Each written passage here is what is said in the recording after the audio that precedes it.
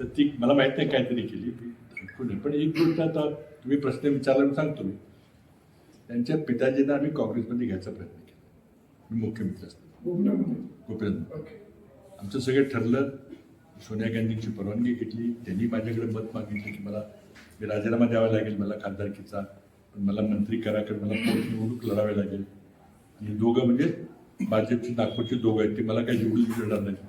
तिथं त्यावेळेला जातीवादाचा विषय होताच. मला मंत्री करा.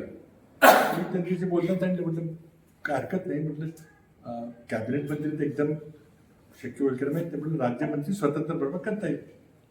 आमचं सगळं ठरलं. ते गुप्तपणे आले. मी महाराष्ट्र सदनाला राहता एका हॉटेलमध्ये राहिलो कोणाला कळू देतो. त्यावेळेला माणिकराव ठाकरे अध्यक्ष होते. आमचं सगळं ठरलं. रात्री गुप्त 2 वाजता बैठका झाल्या अहमद पटेलच्या आमच्या. मॅडमची परवानगी घेतली आणि ते त्यावेळेला भाजपचे विरोधी पक्षाचे उपनेते होते मोठ्या पदावर, पण अत्यंत अस्वस्थ होते. त्यांनी काय काय सांगितलं मला ते काय बोलणार नाही. ते म्हटले मला हे दोघं मला निवडून दिसणार नाही. कोण नागपूरमध्ये म्हणून म्हटलं मला काहीतरी पद द्या. मी म्हटलं ठीक आहे. मी तेव्हा पंतप्रधान कार्यालयाचं राज्यमंत्री आधी होतो नंतर मुख्यमंत्री होतो. हे मुख्यमंत्री असतानाची गोष्ट झालं. मी नंतर मनमोहन सिंग यांना भेटायला गेलो. तर माझी आयुष्यातली राजकीय सर्वात मोठी चूक झाली ती की मी पंतप्रधान न विचारता सोनिया गांधींना विचारून हो म्हटलं चला जमेल. पंतप्रधानांना बोलवलं. म्हटले तू हे परस्पर त्यांना आश्वासन दिले का. लगेच लक्षात आलं. म्हटलं हो नाही. मी मॅडमला विचारलं पण तुम्हाला विचारायचं चुकत झाली नाही. तर म्हटले एका भाजपच्या सत्ताधारी विरोधी पक्ष गटनेत्याला आपल्या पक्षात घेऊन त्याला मंत्री केलं ती लाच दिल्यासारखे मी बिलकुल करणार नाही. पहिल्यांदा ते माझ्यावर रागवलं. मला डोक्याला मी हात लावला. म्हटलं काय किती मोठी चूक आहे. आणि मग नंतर आलो म्हटलं तर काय ते मार्गच नाही ना. विचारायला पाहिजे ना. माझी मोठी चूक झाली. शेवटी मंत्रिमंडळ करायचा अधिकार कोणाचा असतो. सोनिया गांधींनी मान्यता दिली ठीक आहे, पण शेवटी मंत्रिमंडळ ते करतात. मी काय बोलावं मी कुठं लपवतो मला कळत. मी आलो आणि शेवटी सांगितलं सॉरी ते काही शक्य होणार. म्हणजे बाबा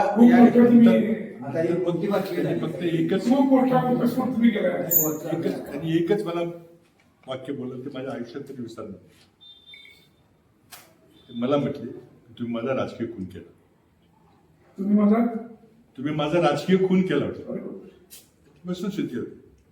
कोणी बोललो नाही. काय बोललो काही ठिकाणी पण वस्तुस्थिती पंकजा ताईंचं नाव काढलं म्हणून सांगितलं. ते मला माहित नाही. बाबा या बाबतीत सोनिया गांधींचं तुम्हाला ग्रीन सिग्नल असताना पंतप्रधानांनी नकार दिला. म्हणजे पक्षात पंतप्रधानांना तुमच्या किंमत होती. वारंवार असं बोलत होतं की सोनिया गांधींचं ऐकलं जातं.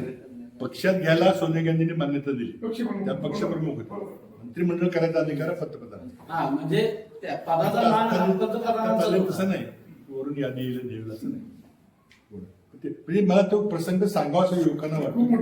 किती मोठी गोष्ट. मला इतकं म्हणजे मेल्यासारखं झालं की आपण काय केलं. आता स्वाभाविक होतं. मला विचारलं पाहिजे. माझे बॉस होते तिथे म्हणजे आधी होते आता मी मुख्यमंत्री होते. विचारलं पाहिजे की असं करूया का. तिथंच नाही म्हटलं तर विषय संपला असता. राज्यात माहिती